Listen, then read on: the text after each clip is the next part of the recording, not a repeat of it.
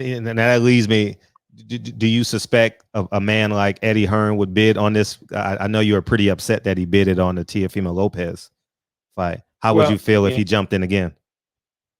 I feel that they clearly didn't know what the hell they were doing because, uh, you know, they apparently trying to raise money on the zone in a public offering, Mm-hmm. and they're not having any kind of success because they've lost $3 billion over the years, Wow. much of that in the United States. So you're not going to see the zone being mindlessly aggressive like they have been in the past. Mm. I mean, nobody wants to throw out and burn money. Right. Nobody. Right. Right. What's the status of Teofimo Lopez Cambosa? The IBF has agreed that said that the fight has to be done by Trilla before October 17th. Mm-hmm. That by August 24th, they have to get contracts in the hands of both fighters, that it can't be in a place that has a quarantine, Mm-hmm. because you can't, fighters can't be subject to a 14-day quarantine. Mm-hmm. And if they don't perform by August 24th and have signed contracts, then they forfeit the $1.2 million they have up, and it goes to the next bidder. And the next bidder was Eddie Hearn. DAZN. Mm-hmm. DAZN, yeah, DAZN.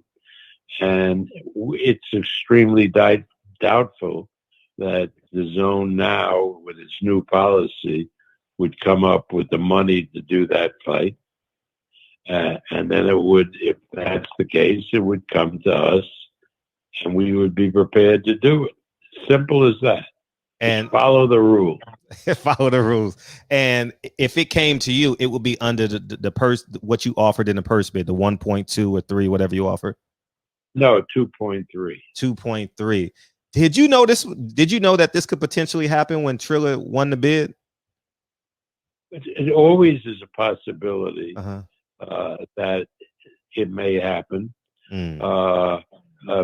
It's not the first time that a deposit would be forfeited. Mm-hmm. We had Samson got, I remember on a Josh Taylor fight, he got money from Malaysia, where the opponent came from, and they put up the 20% required by the IBF, which came to about $400,000, Mm-hmm. and they forfeited the money. Wow.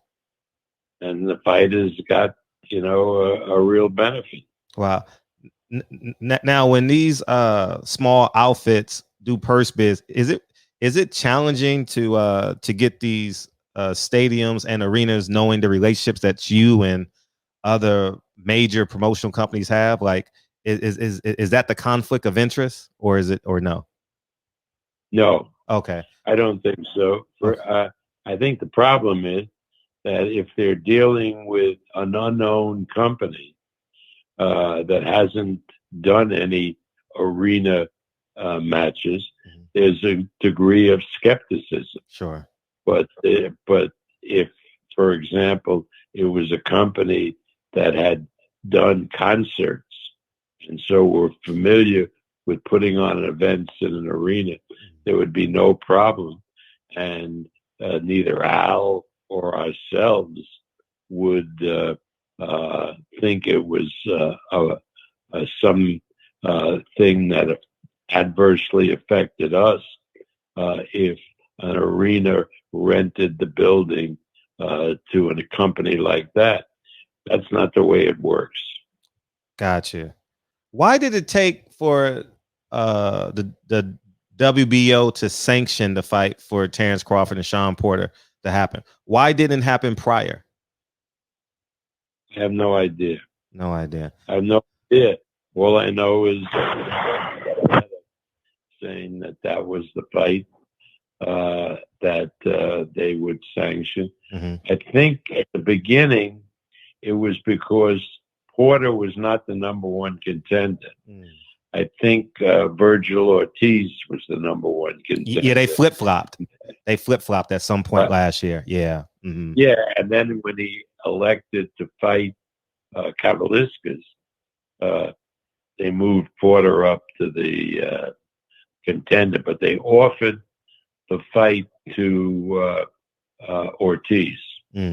Got it. Now, and he said no, he wasn't ready to fight Crawford. Now, if it goes to purse bid, you would save money, right? Because I remember you complaining that you're paying him so much money and is not doing promotion. So if you bid $2.3 million on this fight, like you did Teofimo Lopez, you would ultimately, you and Top Rank would ultimately save money, right?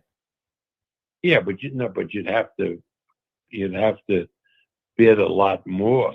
I mean, because it's a much bigger fight, and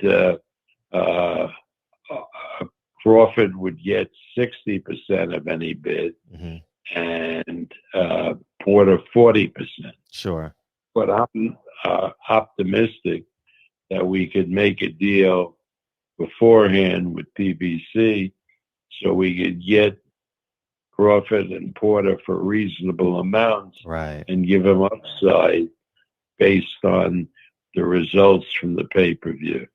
Now, if the negotiation, so if it's 60-40, so we can, so the fans can understand type of business that y'all do. So if it's 60-40 in the purse bid, you would hope that PBC would pick up the 40% and you pick up the 60% for Terrence Crawford, and they pick up. Well, Sean, would that be ideal?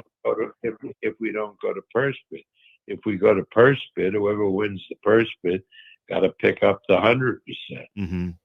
But it's divided 60 to Spence and 40. 60 for Crawford and 40 for Porter. Got you. So it would be better served for both of y'all to agree to terms. And for the fighters also. Yeah, and for the fighters also. Right. And guaranteed you anticipate this being on pay-per-view. Definitely. Bob, are you gonna be more mad at the numbers? Bob, how you gonna put this fight on pay-per-view and knowing these guys can't sell?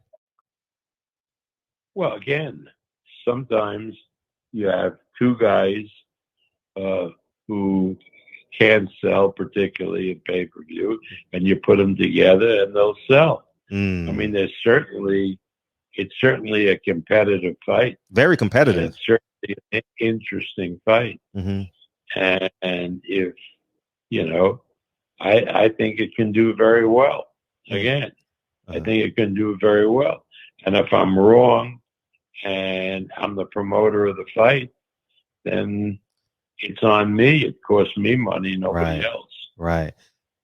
You've never considered getting 3 million views on ESPN, like for the Heisman Day? Because I heard Lomachenko. You can't afford the fight. Giving it away on free television. It just can't be done. Gotcha.